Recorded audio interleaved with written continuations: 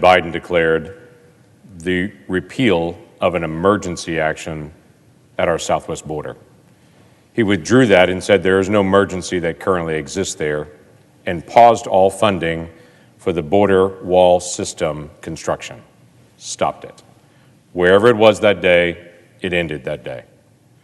The same day, he announced a 100-day moratorium on deportations in the country. Stopped it.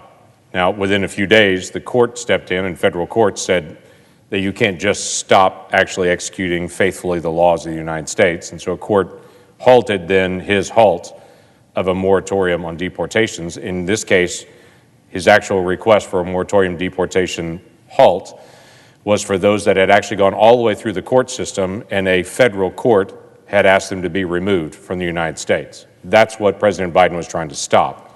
Federal courts then stepped in and said, when the courts have said they have to be removed, the executive branch can't just ignore that. They have to actually be removed. That opened the floodgates, those two announcements together, that we're not going to do any more border construction. We're going to stop that. And then the announcement of the moratorium started the process of a stir in Central America among the human smugglers to get the word out to say, this president is going to allow people in, and it's going to be different. Why would I say that, and why would they say that? Because even in the time when I was sitting down with now Secretary Mayorkas, in his hearings before he was actually confirmed, and I asked him in those hearings, there's a caravan coming to the United States right now with hundreds of people in it and growing. What is your message to them that if you became the Secretary of DHS, what would you want to make sure those folks heard? His response to me in that hearing was, I would tell them to wait, not yet. Not yet.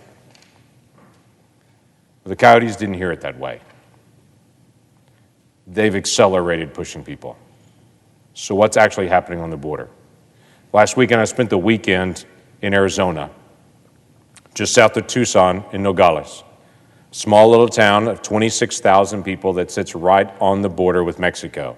Now, it's 26,000 on the American side, but on the Mexican side, it's a city of 450,000. It's a very large community on that side, and literally, they have built up the community directly against the border. For the border fence, and much of that fence has been there for a very long time, they've literally built properties directly against that fence.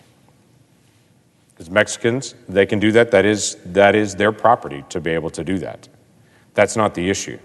But the interesting thing was to be able to visit with folks from HHS that are taking care of the unaccompanied minors in the area, to visit with Customs and Border Protection that are actually handling the cross-border transition, and with Border Patrol leadership, to be able to go through that area and to be able to see. Let me tell you a couple of things that I saw this weekend that might be helpful to get the context. The folks that I visit with at HHS that are there taking care of the unaccompanied minors that are coming in, and we are seeing a significant surge of unaccompanied minors because the Biden administration has now changed the policy and said if you're 18 years old and up, because of the pandemic, we're not going to allow you in. It's called Title 42 authority. The Trump administration had actually put that in place and said during the time of the pandemic, we're trying to limit cross-border traffic. You can't just come in. The Biden team has now changed that and said if you're 18 and up, you can't come in immediately, but if you're 17 and down, you can. And so what are we seeing? A massive surge of unaccompanied minors right now. Literally an invitation to say you can come, but don't bring your family with you. When I sat down with the folks at HHS there who are doing a fantastic job doing the best they can to be able to take care of those kids, I asked them, what are you seeing? And the vast majority of the kids that they're seeing coming across the border are 16 and 17-year-old males. So when you hear the term, we've got all these kids coming across the border, sometimes as Americans we think these are 5-year-olds crossing the border. They're not. The vast majority of them are 16 and 17-year-old males coming across the border. They're also being transported to individuals that are here in the country that are family members that are already present here in the country. Most of those also illegally present in the country. They're uncles and aunts, they're cousins, brothers and sisters that are already here. Because we have separate categories in how we actually transition those kids into someone to be able to take care of them before they have their court hearing. Most of those court hearings will take 2 years. So they're crossing the border, 16 and 17-year-old males, being connected with an uncle that's already here, many times illegally as well, and they'll have for the next 2 years to be able to be here before they have a court hearing to be able to go through the process if they come to the court hearing. When I visited with the folks at Customs and Border Protection, they were frustrated with the lack of funding that's been given to them to be able to take care of the needs for that particular facility and helping to manage the number of people that are coming through. They need additional assistance because in that very old facility, they need additional barriers to be able to just help them manage the flow of people as they come through.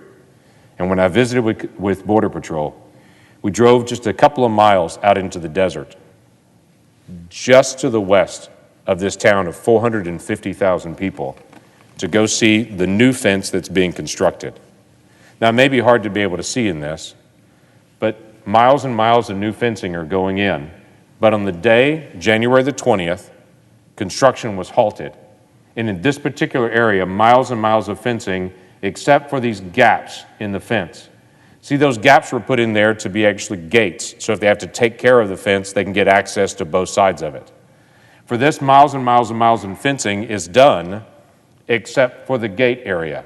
And literally, the steel for the gates are laying on the ground. Why in the world would you do construction and have it stop to say you can build everything except close the gates? The Border Patrol team has literally drug over some of the steel just to be able to stack in front of the gaps that are in the fence here to keep vehicles from driving through and try to put different barriers there to try to slow down the traffic. And for every one of these gaps along this miles and miles of fence, they're having to assign a Border Patrol agent there just to be able to sit at that gap because it's the obvious place just to be able to literally walk through the fence. There's only one reason that you would have a fence like this for miles and miles and leave it open as a gap: to allow people through.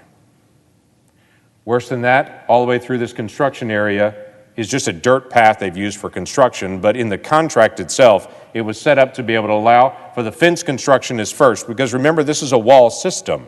There's technology and wall. Walls are medieval, I get that, but there's a reason we still use fences in our backyard, and there's still a reason that we use fences as barriers, because they work. They slow people down from actually crossing that barrier. But it's a wall system in place. So for this, for miles and miles and miles in the contract, and as it's written, they put up the fence first, close up the gates second, and then they finish the road so Border Patrol can actually pass through here, even when it rains in this area, to have a simple road passage there. And then they put in ground-based sensors so they can detect when people are walking across, and then they put in lights and cameras. All the technology that we talk about. In this room, I can't remember how many times I've heard my Democratic colleagues say, fences are old, let's just do the technology. Technology can help manage this. In this situation, the contract is out and done. The fence is already installed except for the gates, but no technology is there. So literally the Biden team stopped before what even they claim is the effective part to even stop people illegally crossing the border.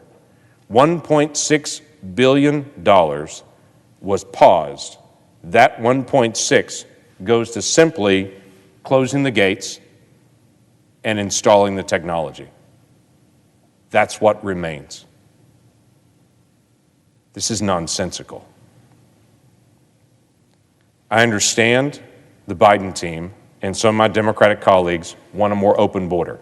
They've been clear on that. This does not provide security for our nation.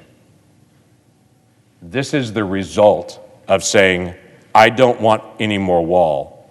This nonsensical system on our southern border with literally open areas that you could drive a truck through, and where Border Patrol agents have to then sit at, rather than monitor large areas, they're stuck monitoring the open door. Listen, we can have arguments about immigration, but supposedly we all agree we should have border security. At least we used to. This doesn't make sense. But this is now the reality. And it will sit like this for we don't know how long, maybe forever, until we as a nation determine this has got to change. Is it an open invitation? Have things really changed significantly on the border? Let me give you an example that's pre-COVID. Pre-COVID, February of last year, before COVID came through, so don't say that that things have changed in COVID. February of 2020, we had under 40,000 people that were apprehended crossing our southern border that month. Under 40,000 pre-COVID. That's a transition and an arrest process. This February, with the only thing changing being the change of presidents, we had over 100,000 people illegally crossing the border. 1 year later, we go from less than 40,000 to over 100,000. This is a manufactured crisis that's happening on our border. A halting of closing up the holes in the fence, statements about we're going to do a moratorium, that we're not going to have anyone deported anymore, changing the rules on unaccompanied minors to basically invite them to come into the United States again, and statements like caravans, I would just tell them to pause, we're not quite ready for you yet, is really not going to be a pause at all. That's going to be an invitation. And that's not me saying that. It's the thousands and thousands of people that are coming to be able to connect with relatives that are already here and to be able to walk through a process to be able to go around our visa application process, to be able to go around legal immigration. May I remind us as a country, we allow 1 million people a year to legally come to the United States and become citizens. 1 million people a year. We're not a stingy nation in engaging with legal immigration. There's a right way to do it, and we welcome people to be able to do it the right way. This is welcoming people to do it the wrong way, and that does not help our security as a nation. With that, I yield the floor.